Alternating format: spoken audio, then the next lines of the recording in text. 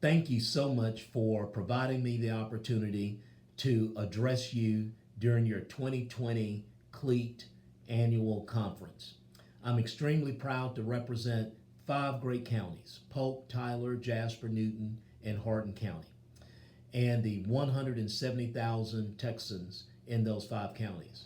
I truly believe that I represent um, roughly, like I said, 170,000 of the best set of Texans in our great state.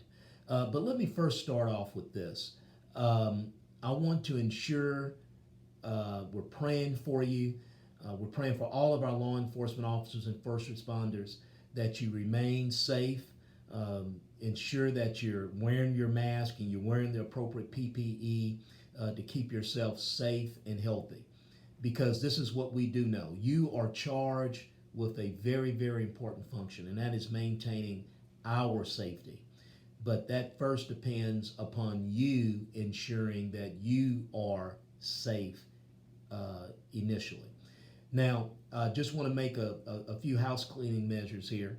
Um, the federal government, through the CARES Act, sent over $11 billion to Texas to be transferred or appropriated, given to local entities.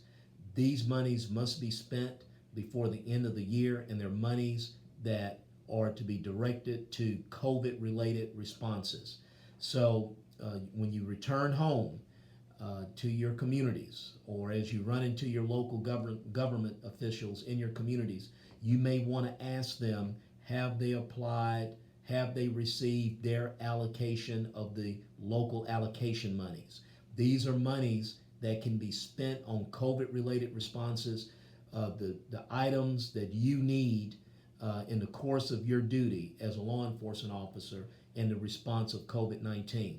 I'm being told by the Texas Department of Emergency Management, that's TDEM, they're responsible for the disbursement of these funds, that there's a lot of money on the table out there, especially for small communities. I represent a lot of small communities. There's money on the table for you to go, for your local community to go and get and pay for some of these COVID-related responses. So I just wanted to put that out there. But with that said, I want to thank all of you for your relationship. It's important for you to know, as a member of Cleat, that Cleat is always on the cutting edge of transformation, positive, effective, constructive transformation in law enforcement here in Texas. I believe it was Cleat that looked that joined with the legislature and looked at how do we make sure that we're getting good data and to protect the public and make sure that we're not doing racial profiling.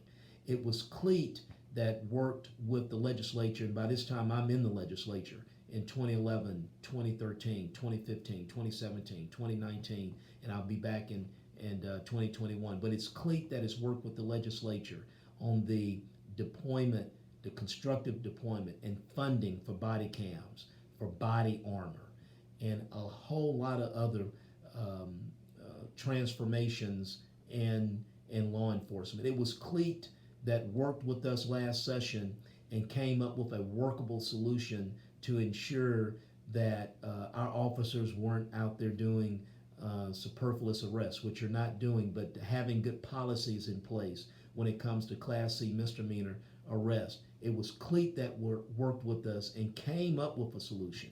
Unfortunately, there were misunderstandings among politicians, but it wasn't Cleat. Cleat has always been on the front lines of coming up with good law enforcement standards and working with the legislature. And again, I'm very, very impressed with the focus and the professionalism of your legislative team, and I'm looking forward to working with them this next coming session. And let's quickly end by talking about that. We know over the past few months there have been events that have come up that have sort of raised a heightened level of awareness on the role of law enforcement. I want you to know this. as I've stated, Cleat has always been on the battlefield for making strong, constructive reforms that allow our law enforcement officers to go about their duties in maintaining local safe communities in a constitutional manner. We understand that there are going to be people coming to us, coming to the legislature with a lot of ideas on transforming police, law enforcement, and our departments. But understand this. This is not going to be an opportunity to do a run on police. If you have, we're telling folks, if you have real good constructive ideas, bring them to the table.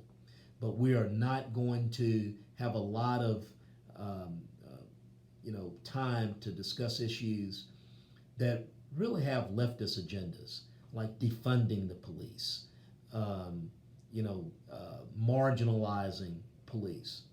We have a difficult time now trying to attract the best and brightest to come into law enforcement. That's why Cleat worked with us to ensure that we have money set aside to help young people that have college loans and college debt, but they have a desire to help their communities in law enforcement, that we would have monies there for them to pay down this college debt. But we're looking at having a positive session, working with Cleat and working with all of our law enforcement officers to make sure that you have the tools and the means necessary to do the job that you're doing. We need law enforcement. Law enforcement is important. Law enforcement. It doesn't matter how many laws I pass. If there's not enforcement, the laws don't really mean a hill of beans, and they're not worth the paper, the ink that they're written with. So I want to end by telling you that I love you. I'm standing with our men and women in blue. And I know a lot of the things that have happened over the past few months, they have worried you as well. And you've been critical of them as well. I believe we can make, again, some very positive transformations to boost the value of law enforcement. But again, we will not suffer discussions about defunding the police. We'll not suffer discussions about disbanding the police.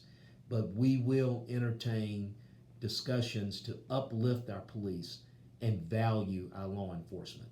So with that, continue to have a great conference, I guess online. Continue to garner up all those education hours. We look forward to listening to you as we get into next session, and obviously working with you constructively next session to ensure that Texas remains a state that is free and safe.